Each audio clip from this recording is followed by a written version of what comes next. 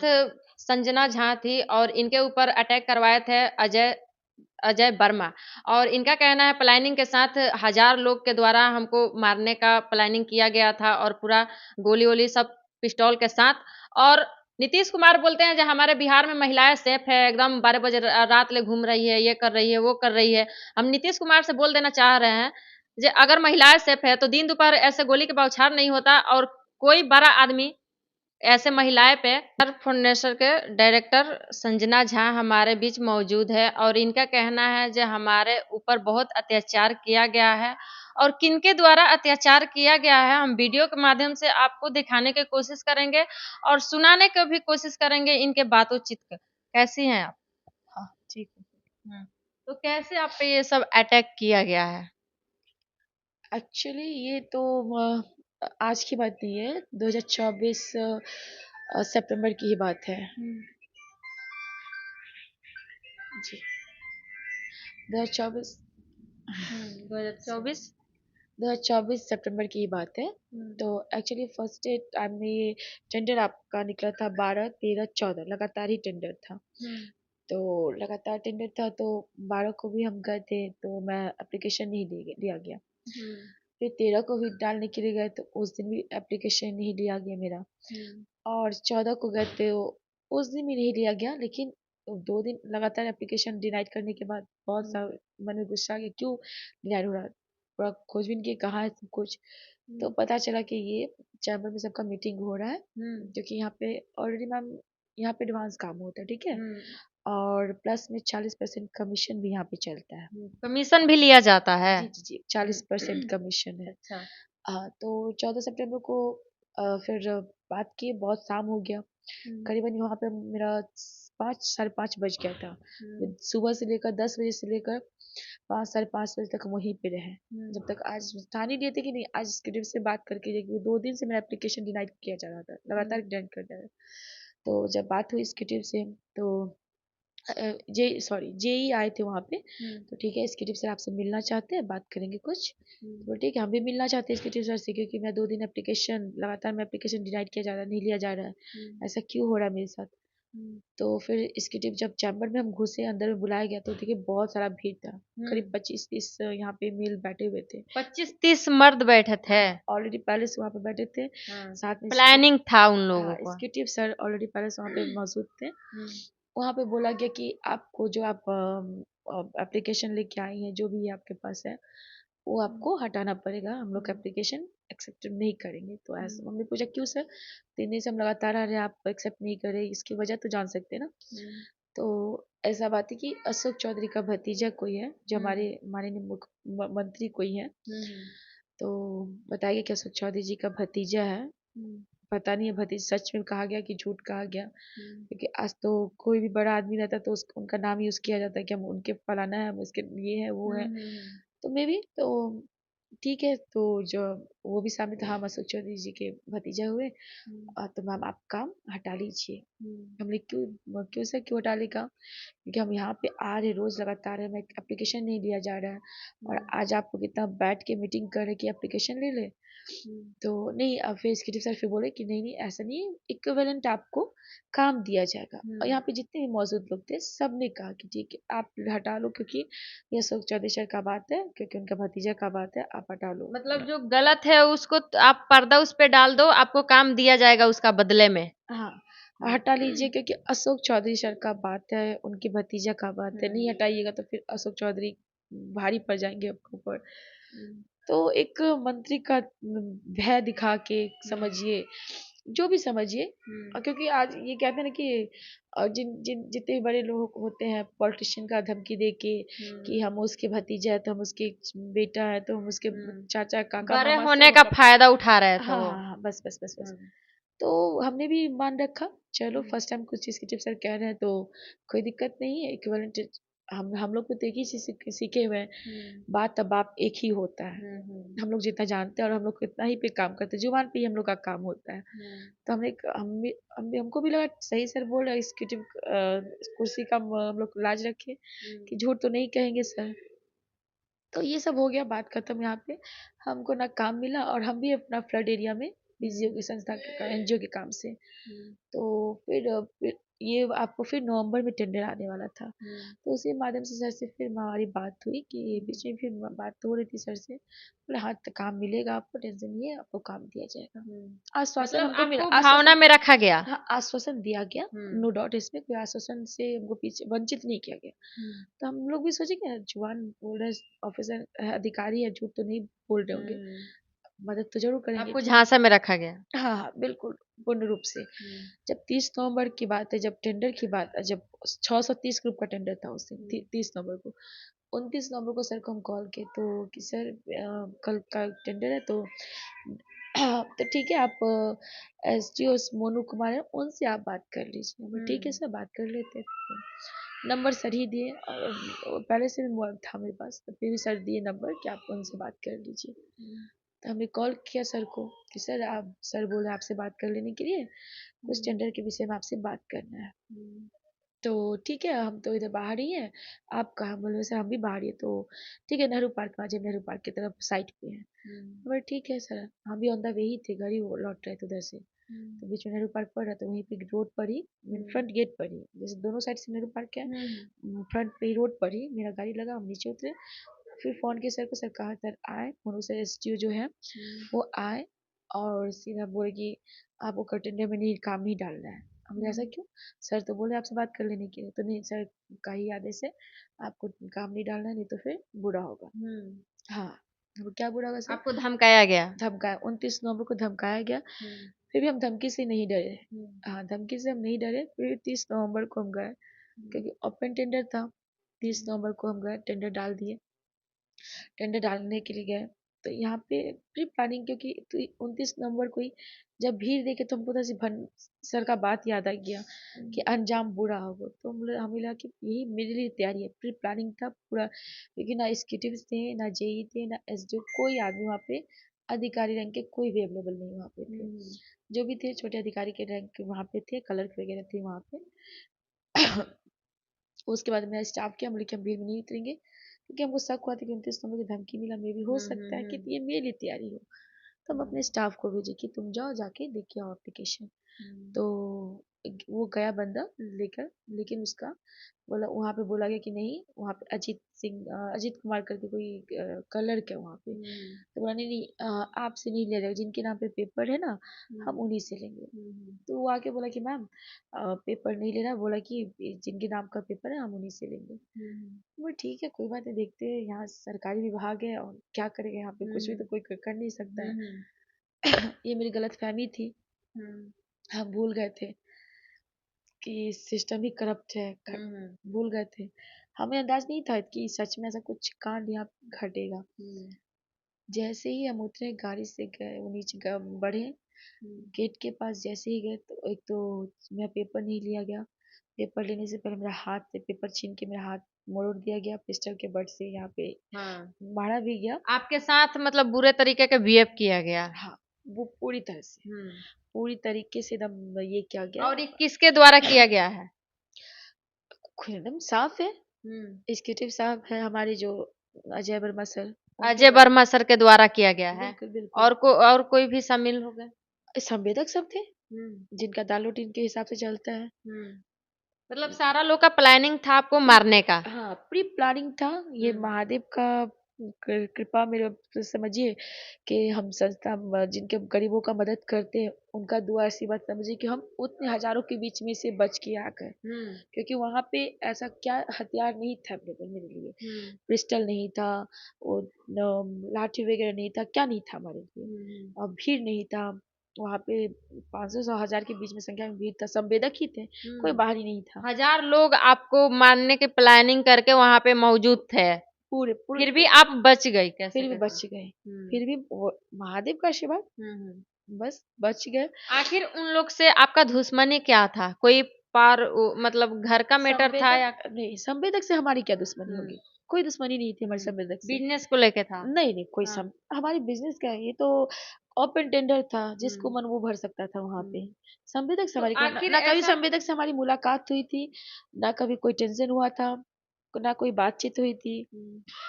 बस एक ही संवेदक तो वहाँ पे था, जिससे मेरी 14 तारीख को टेंशन हुआ था क्योंकि वो थोड़ा सा धमकी उमकी दे दिया था, तो इस वजह से हमको थोड़ा सा टेंशन उनसे हुआ था।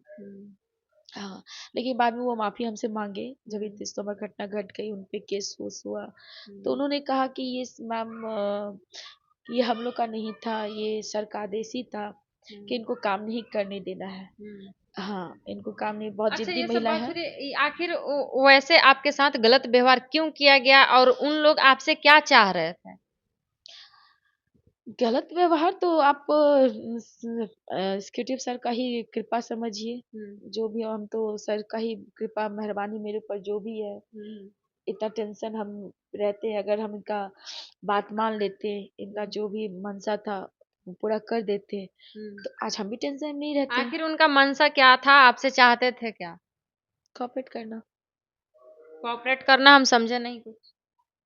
कॉपरेट करना, साथ दीजिए उनका, वो जो चाहता है आप कीजिए। अच्छा, वो क्या चाहते थे आपसे? वीडियो के माध्यम से बताइए, तब ना मेरा दर्शक लोग जानेंगे कि हाँ क्या था नहीं था। इनके साथ आप फ्रेंडशिप करिए, दोस्ती करिए। अच्छा, दोस्ती के झांसा दे रहे थे, जो दोस्ती मेरे साथ करिए, एक लगाव बनाइए, यही। बहुत बड़ी बात कह दिए थे, जो हम पहले भी बोल चुके हैं। हाँ, कंप्रोमाइज करना पड़ेगा, आगे अच्छा, जाना तो महिला को कंप्रोमाइज करना पड़ेगा।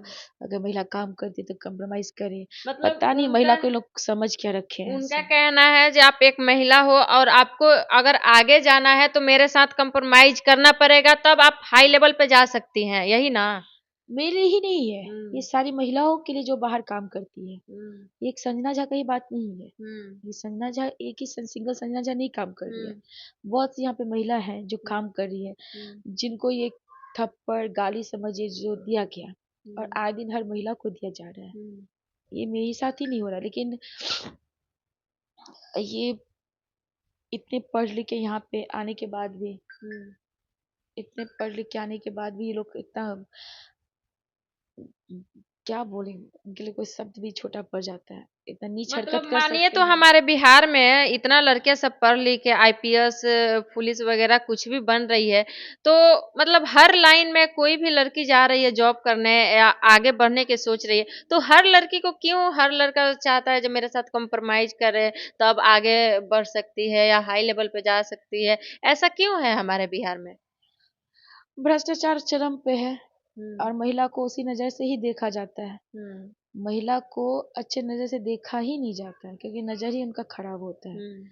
महिला निकली नहीं कि नज़र उन लोग का खराब, अपनी माँ बहन पे तो ध्यान जाता नहीं है, हम्म। क्योंकि अपनी माँ बहन सिर्फ अपनी माँ बहन दिखती है, दूसरी की माँ बहन सब कुछ दिखती है उन लोग को। हम्म। ये आज जो भी महिला कहीं भी पहुंचे तो कहीं ना कहीं कंप्रोमाइज करके ही गई होगी। वो हम्म। उन लोग का सोचना है, हम्म। वो उन लोग की सोच है। अगर महिला आगे बढ़ रही है तो पक्का ये कंप्रोमाइज करके गई है, हम्म। पक्का ये कुछ करके गई है।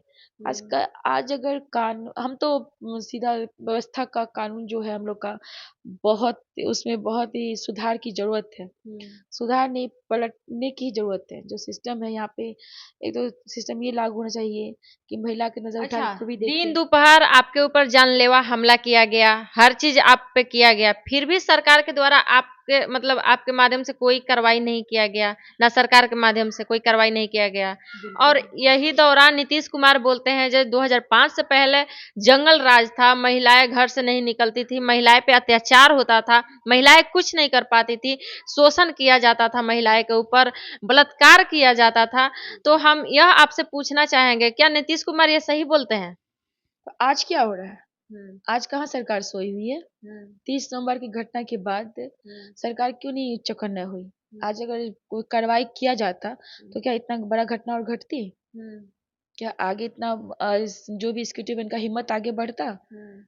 किसी का भी हिम्मत आगे बढ़ता, कोई कार्रवाई होती। हुँ। अगर हम लोग का प्रशासन जो भी कानून है जिसका टाइट रहता, हुँ। तो ऐसा कुछ आगे होता? हुँ। आप ही के कुछ होता? कुछ भी नहीं होता। अगर 30 नवंबर हुँ। को सबका अरेस्ट होता या कुछ नहीं अरेस्ट, तो आप पूछताछ के लिए भी बुलाते, कोई सर को, जो भी एग्जीक्यूटिव सब है उन लोग को बुलाते, जिनका भी हम नाम लिए उन लोग को हुँ। बुलाते, आप हुँ। पूछताछ करते।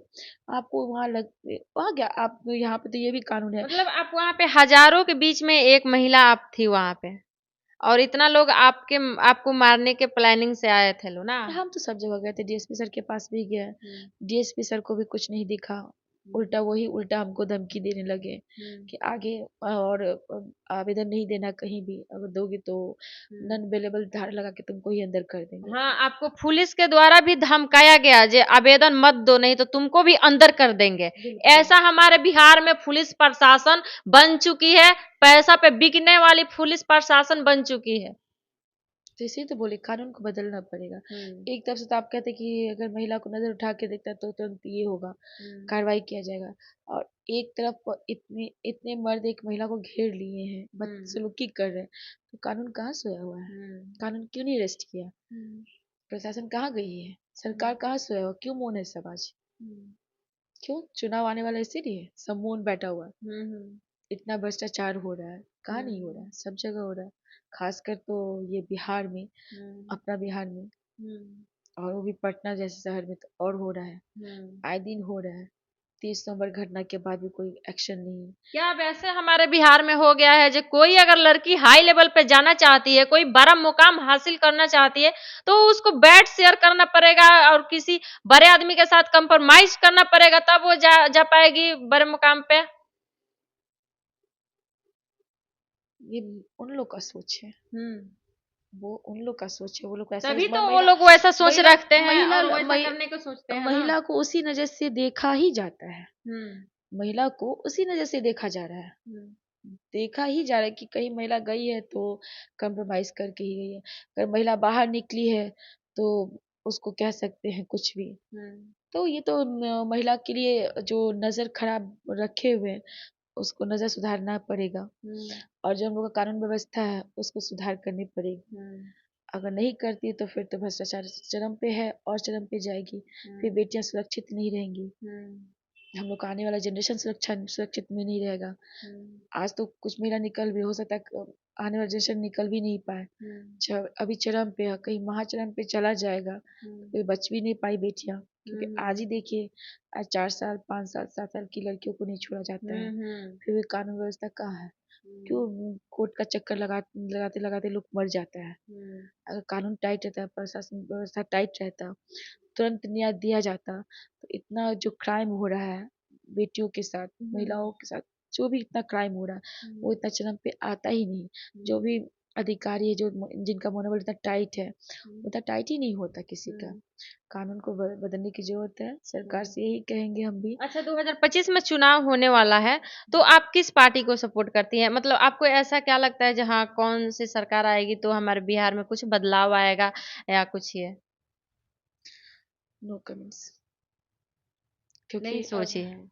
क्योंकि अभी जो फिलहाल सरकार है हमारी, नीतीश कुमार की सरकार है। बिल्कुल, अभी जो हमारी सरकार है उनकी तरफ से तो कुछ नहीं दिखाया जा रहा है, क्योंकि अधिकारी का इतना मनोबल टाइट है, इतना टाइट है कि एक महिला फरियाद लेके जा रही है, अपना सब कुछ लेके जा रही है, प्रताप बता रही है, प्रूफ के साथ लेके जा रही है, तो उसको आपके पास धमका। सारा प्रूफ भी है, फिर भी कुछ कार्रवाई नहीं किया जा रहा है। बिल्कुल बिल्कुल, आप 30 नवंबर का घटना का सारा सरकारी हम क्यों अपना दे? और सरकारी विभाग में आप निकाले ना, सब चैम्बर में इसके कैमरा लगा हुआ था, विथ माइक लगा हुआ था, साउंड वाला आने लगा है, सब चैम्बर में आपका निकालिए। 27 नवंबर का निकालिए आप, गर्दनी बाग का डिवीजन का जो सर बोले आप सुनिए, तब ना पैर तले जमीन किसी का। फिर आप 3 जनवरी का अजय वर्मा सर का इस चैम्बर का निकालिए, आप निकालिए, वही 3 4 का आसपास में निकालिए आप जनवरी का। अभी भी कुछ कार्रवाई नहीं किया जा रहा है। बिल्कुल नहीं, और उल्टा हमको ही धमकी दिया जा रहा है केस उठाने के लिए, जो भी बयान मीडिया में दिए हैं उसको बंद करवाने के लिए, उल्टा हम ही को धमकी आए दिन मिला जा रहा है। धमकी बताए तो बोले प्रूफ दिखाइए, गाड़ी नंबर क्यों नहीं नोट किए, तो आप ही बताइए, कोई आपको खड़ा रहेगा कुछ पिस्टल विस्टल लेकर और आप उसका गाड़ी का नंबर क्लिक करिए, मरना है क्या? आप क्लिक करिएगा? आप ही बताइए, आप क्लिक करिएगा, फोटो लीजिएगा गाड़ी नंबर का, के पाइएगा? या जितना आपके सामने कोई खड़ा हो जाए और आपको धमका रहा है, और वो भी पिस्टल के साथ, आर्म्स के साथ आपको धमका रहा है, तो आपका दिमाग वहाँ पे अपने आप को बचाने में रहेगा कि आप वहाँ पे गाड़ी नंबर नोट करिएगा कि फोटो उस बंदे का खींचिएगा? क्या करिएगा आप रहते तो आप क्या करते? आप रहते तो आप क्या करते? फोटो खींचती कि गाड़ी नंबर नोट करते कि उनका चेहरा का याद रखते भाई, सबूत के। बिल्कुल वही मिला, वो धमकी मिला, अब खुद को बचाओ के पहले खुद को बचाए। आज प्रूफ है, आज प्रूफ इतना हो